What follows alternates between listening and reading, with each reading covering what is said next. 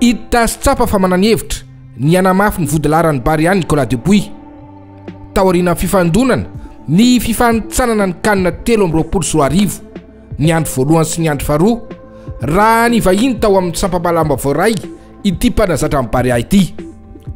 Fantatra tao anatin'izany fa isan'ny andrafitra amin'ny Barea mandritry ny fampivondronana ny volana septambra ho avy zao Iremy Vitasy Kenji Van Boto izay efa tokony niatrika ny fampivondronana tamin'ny fanitsanan-kanina ny andro voalohany sy ny faharoa raha ny Iremy Vita manokana no resahana.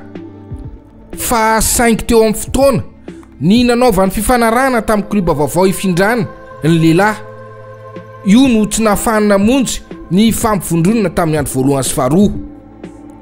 Tsy ho anisan'izany kosa i Ludovic Jorg sy Francis Coquelin izay nambarana fa mbola manakatom-baravarana ho an'ny ekipam-pirenena malagasy aloha hatreto. Raha ny momba ny Kenji Van Boto dia milalao amin'ny Asie Auxerre ny lehilahy ary mitana ny vodilarana vy sy afaka miazona ny vodilarana voany ihany koa.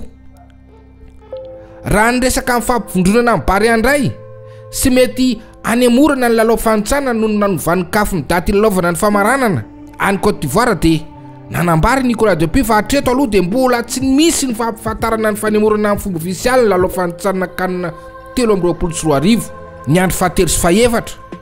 Fa raha misy zany dia nambarana fa tsy maintsy misy foana ny fampivondronana ireo ekipa ka anao lalao ara-pirahalahiana ny Barea ho solon'ireo lalao roa ireo. Mety misy lalao any Europe sy ny eto fa ny efa nangataka aloha dia ny Cap Vert.